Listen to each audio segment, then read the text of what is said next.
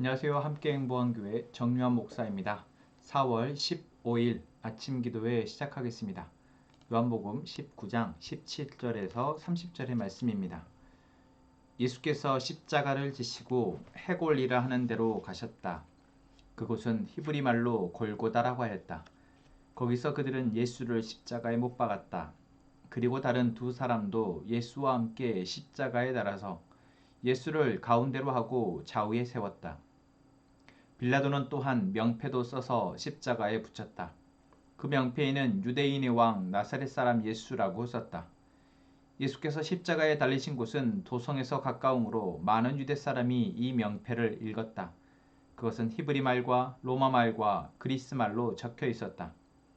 유대 사람들의 대제사장들이 빌라도에게 말하기를 유대인의 왕이라고 쓰지 말고 자칭 유대인의 왕이라고 쓰십시오 하였으나 빌라도는 나는 쓸 것을 썼다 하고 대답하였다. 병정들이 예수를 십자가에 못 박은 뒤에 그의 옷을 가져다가 네 몫으로 나누어서 한 사람이 한 몫씩 차지하였다. 그리고 속옷은 이음새 없이 위에서 아래까지 통째로 짠 것이므로 그들은 서로 말하기를 이것은 찢지 말고 누가 차지할지 제비를 뽑자 하였다. 이는 그들이 나의 겉옷을 서로 나누어 가지고 나의 속옷을 놓고서는 제비를 뽑았다 하는 성경 말씀이 이루어지게 하려는 것이었다.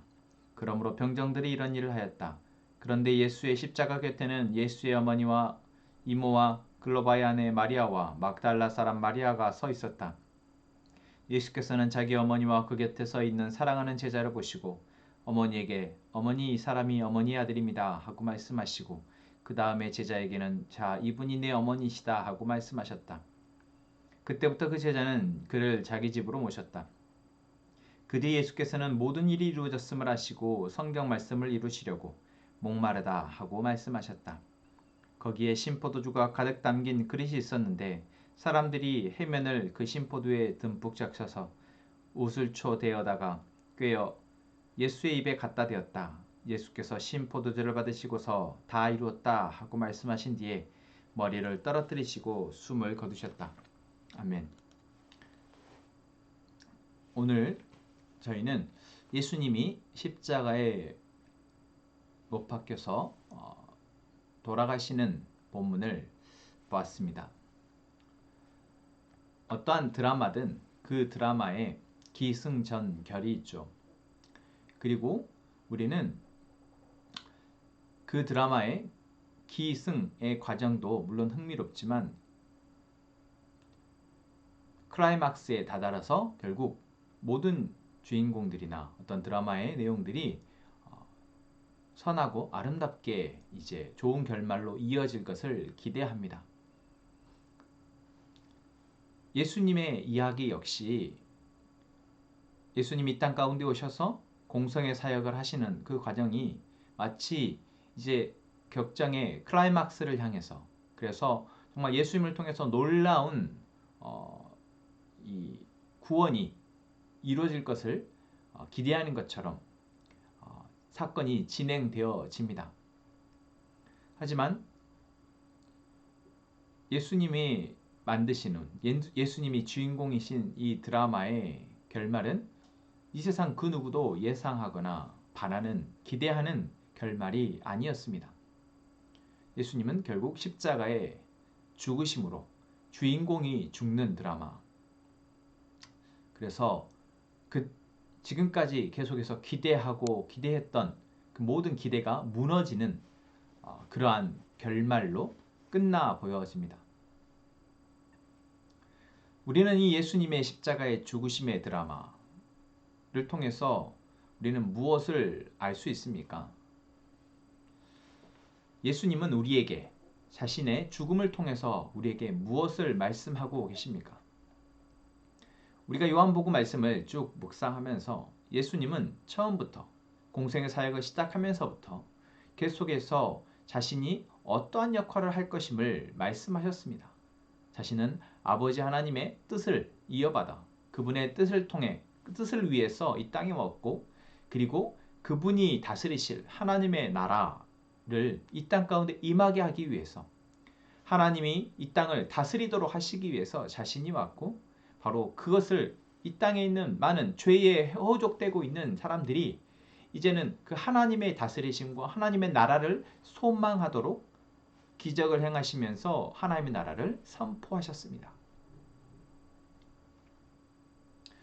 그리고 그 하나님의 나라가 이제 이 땅 가운데 이루어지도록 하기 위해서 가장 중요한 역할, 바로 십자가의 죽으심의 역할을 오늘 본문 가운데 예수님은 맞이하십니다.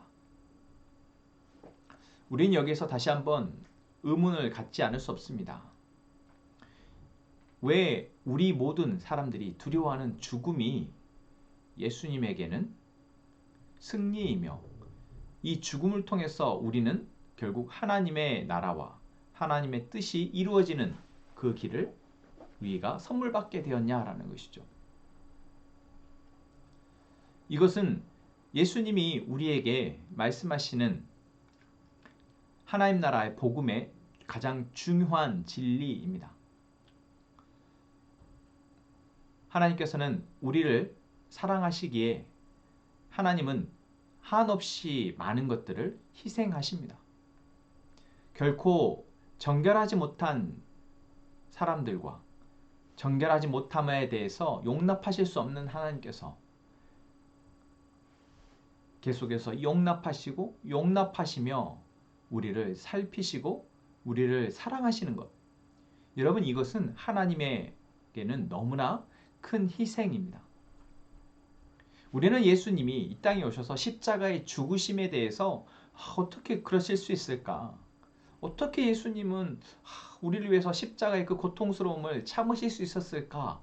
라고 인간적인 어떤 감정으로 가슴 아파하고 거기에 대해서 우리는 감사히 여기지만, 여러분, 하나님은 세상을 창조하시고 인류가 범죄한 이후부터 어쩌면 십자가의 못 박힘의 고통에 수천에 달하는 그 아픔을 계속해서 감내하시며 우리를 사랑하고 계시다라는 것입니다. 그래서 하나님이 보시기에 예수님이 이 땅 가운데 오셔서 십자가에 죽으심은 하나님의 이 인류를 향한, 하나님의 백성, 하나님의 사람들을 향한 사랑에 그저 또 다른 한 장면에 불과하다라고 생각할 수 있습니다. 여러분, 바로 예수님이 바로 십자가에 죽으신 것은 하나님이 우리를 이토록 도저히 사랑할 수 없는 우리를 값없이 사랑하심의 증거로 보여주시기 위해서 예수님이 십자가에 죽으셨다는 것입니다. 인간이 가장 두려워하고 어쩌면 가장 고귀하다고 여기는 생명을 우리에게 내어주심으로 바로 하나님이 우리를 이토록 사랑하신다라는 것을 보여주시고자 하는 것이죠.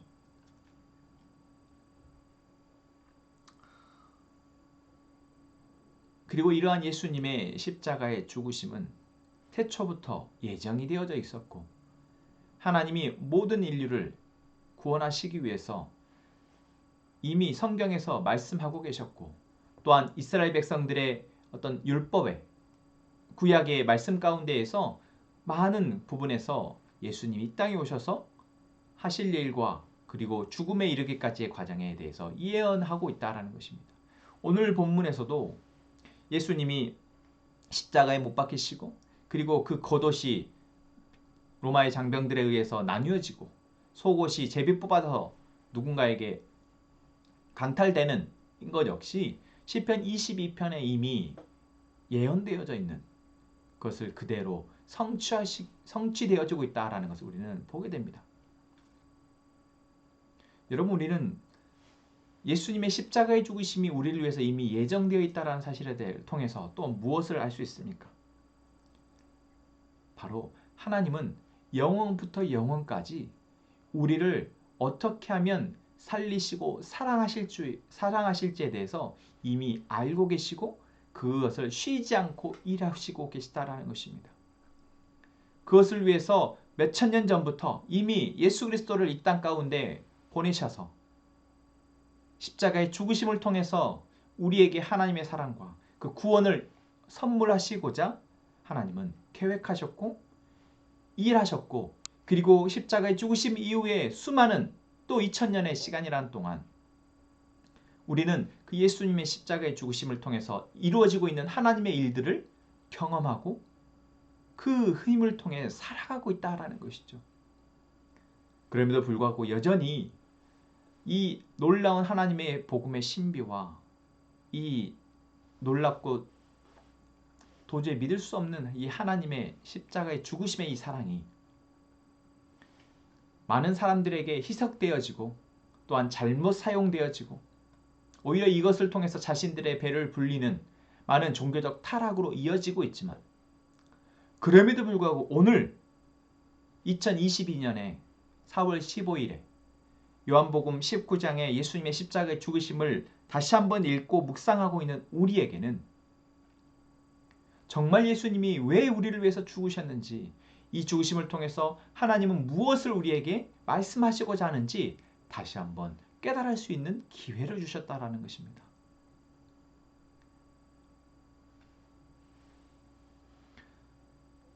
오늘 말씀을 다시 한번 여러분 쭉 읽어 나가시면서 지금 이 세상은 여전히 진실한 사랑도, 온전한 정의도, 완전한 선도 없이 세상이 혼돈 가운데 있지만 오늘 우리에게는 완전한 선이시며 완전하신 사랑이시며 완전하신 의이신 하나님의 그 놀라우신 은혜가 오늘 말씀을 통해서 우리에게 부여되고 주어지고 있음에 감사하며 우리가 기도하며 나아갔으면 좋겠습니다. 오늘 고난주간의 마지막 금요일, 예수님이 십자가의 죽으심이 우리에게 다시 강력하게 기억되어지고 그 의미가 우리 안에 살아나며 이제 그것이 우리의 삶을 살아내도록 하는 놀라운 능력이 될 수 있기를 위해서 우리가 기도했으면 좋겠습니다. 우리 함께 기도하겠습니다.